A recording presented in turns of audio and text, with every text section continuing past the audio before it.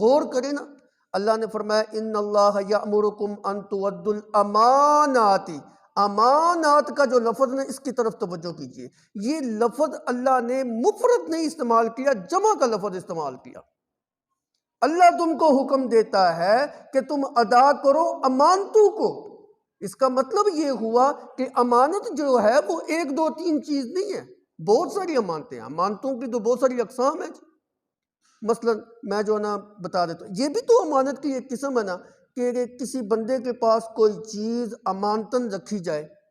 کہ یہ امانت کے طور پہ میں آپ کے پاس رکھ رہا ہوں، جب مجھے ضرورت پڑی میں لے لوں گا، میرا گھر سیف نہیں ہے جی، محفوظ نہیں ہے جی، امانت کے طور پہ رکھ رہا ہوں۔ اب وہ جو بندہ ہے اس کو دیتا نہیں ہے یا انکار کر دیتا ہے، امانت میں خیانت ہو رہی ہے کہ نہیں؟ اللہ تو کہتے ہیں کہ امانتوں کو ان کے اہلوں کی طرف سپرد کرو، ادا کرو۔ اور حدیث مبارکہ کے اندر آتا ہے، اللہ کے پیغمبر صلی اللہ علیہ وسلم نے فرمایا لا ایمان لمن لا امانت لہ ولا دین لمن لا عہد لہ، اس بندے کا کوئی ایمان نہیں ہے جو امانت کے اندر خیانت کرتا ہے، اور اس بندے کا کوئی دین نہیں ہے جو وعدے کی پاسداری نہیں کرتا۔ اور حضرت انس رضی اللہ تعالیٰ عنہ فرماتے ہیں نبی صلی اللہ علیہ وسلم کا یہ فرمان ایسا فرمان ہے کہ شاید ہی کوئی خطبہ ایسا ہو جس میں آپ نے یہ فرمان نہ جو ہمیں سنایا ہو۔ یعنی اکثر خطبوں کے اندر آپ یہ الفاظ جو نہ ہمیں سنایا کرتے تھے، لا ایمان لمن لا امانت لہ ولا دین لمن لا عہد لہ،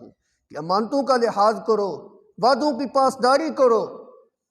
مومن کا کام یہ نہیں ہوتا کہ وعدہ خلافی کرے، مومن کا کام یہ نہیں ہوتا کہ وہ امانت کے اندر خیانت کرے۔ تو ایک امانت کی قسم یہ بھی، اسی طرح امانت کی اور بھی قسمیں ہیں۔ مثلا کوئی چیز آپ سے عاریۃً لیتا ہے کہ میں آپ کو استعمال کر کے دے دوں گا، سائیکل لیا، موٹر سائیکل لیا تھوڑی دیر کے لیے 2000، اب اس کو چاہیے کہ جس طرح لیا اسی طرح ادا کرے۔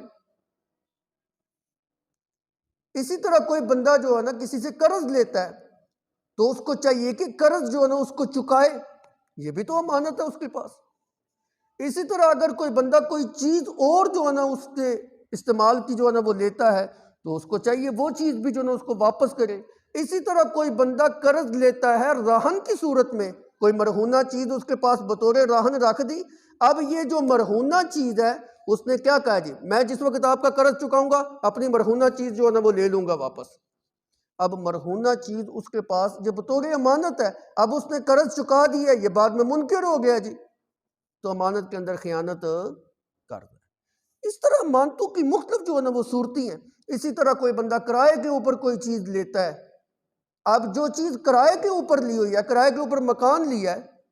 تو اس کی جو اندر لگی ہوئی چیزیں ہیں، دروازے ہیں، کھڑکیاں ہیں، روشن دان ہیں، بجلی کے بٹن ہیں، ان چیزوں کی حفاظت اس کی ذمہ داری ہے۔ اس کو چاہیے کہ جس وقت کرائے کا مکان خالی کر کے جائے تو اس کو یہ چیزیں جو ہے نا صحیح سالم جو ہے نا وہ دیکھ لے، یہ مکان اس کے پاس امانت کے طور پہ ہے، اصل تو مالک جو ہے نا کوئی اور ہے، یہ تو امانت کے طور پہ اس کے پاس ہے۔ اب جب جانا چاہتا ہے تو اس کو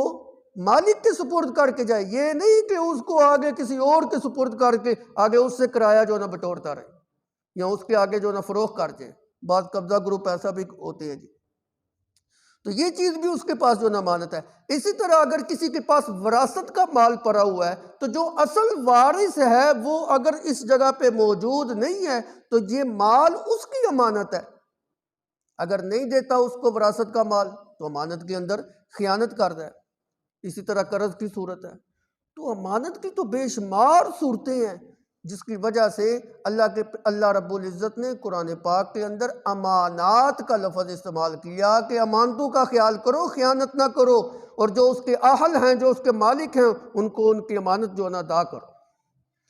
اور اسی طرح ایک اور بہت بڑی جو ہے نا وہ چیز علماء نے اس جگہ پہ یہ بھی ذکر کیا ہے